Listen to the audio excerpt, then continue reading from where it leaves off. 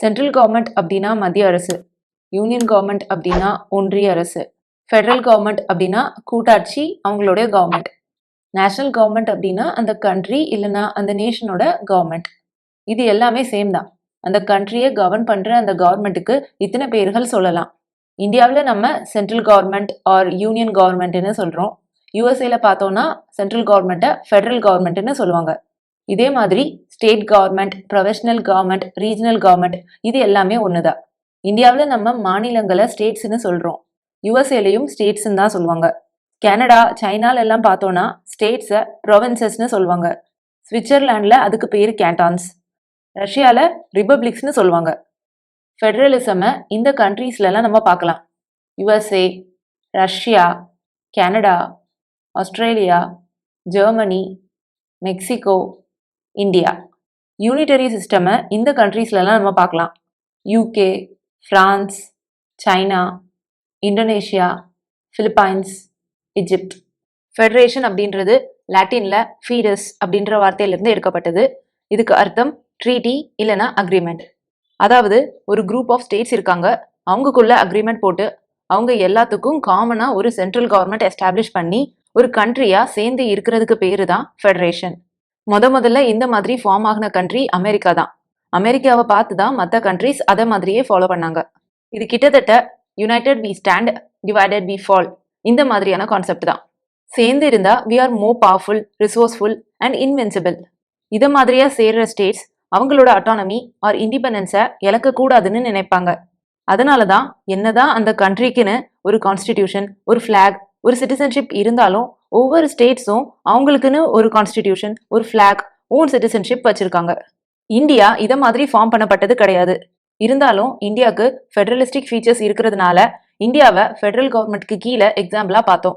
இந்தியாவோட federation Canadian மாடலை base பண்ணுது, அமெரிக்கன் மாடல் கிடையாது. American model federation of states, இந்தியாவோடது யூனியன் ஆஃப் ஸ்டேட்ஸ்.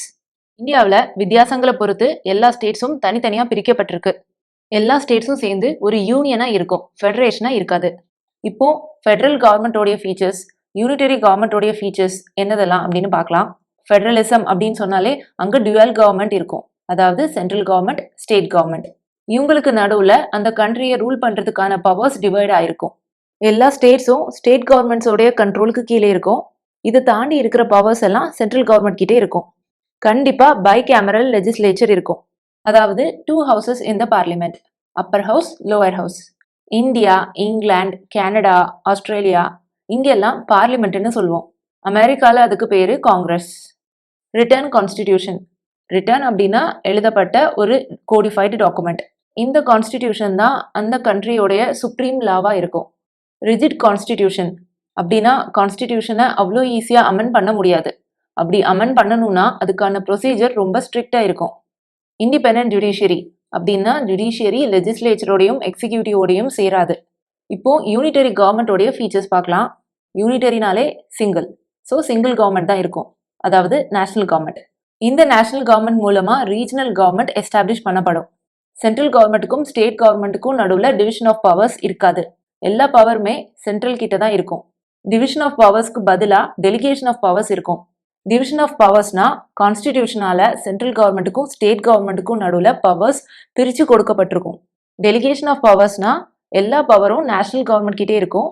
சில பவர்ஸை மட்டும் நேஷனல் கவர்மெண்ட் ரீஜனல் கவர்மெண்ட்டுக்கு கொடுப்பாங்க.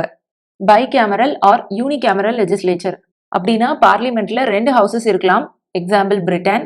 இல்லைனா ஒரே ஒரு ஹவுஸ் தான் இருக்கலாம், example China. Written or unwritten constitution, written அப்படின்னா எழுதப்பட்ட ஒரு கோடிஃபைடு டாக்குமெண்ட். அன்ரிட்டன் கான்ஸ்டிடியூஷன்னா கான்ஸ்டிடியூஷன் எழுதவே படலை அப்படின்னு சொன்னால் எதை ஃபாலோ பண்ணுறது? அன்ரிட்டன் கான்ஸ்டிடியூஷன்னா அன்கோடிஃபைட் டாக்குமெண்ட் அப்படின்னு அர்த்தம். அதாவது கான்ஸ்டிடியூஷன் ஒரு சிங்கிள் டாக்குமெண்ட்டாக எழுதப்பட்டிருக்காது. நிறைய சட்டங்கள் எல்லாம் சேர்ந்து கோர்ட்டால் கொடுக்கப்பட்டிருக்கிற டிசிஷன்ஸ் எல்லாம் சேர்ந்து இது எல்லாமே அந்த கண்ட்ரியோட ஒரு சுப்ரீம் லாவாக இருக்கும். Example Britain, May or may not B supreme. Constitution supreme இல்லாமையும் இருக்கலாம். எக்ஸாம்பிள் இந்த இடத்துலையும் பிரிட்டன் தான். கான்ஸ்டிடியூஷனை அமெண்ட் பண்ணுறது may or may not be rigid. ஜுடிஷியரியும் may or may not be independent. இதுதான் ஃபெடரல் கவர்மெண்ட்டுக்கும் யூனிட்டரி கவர்மெண்ட்டுக்கும் உள்ள வித்தியாசம்.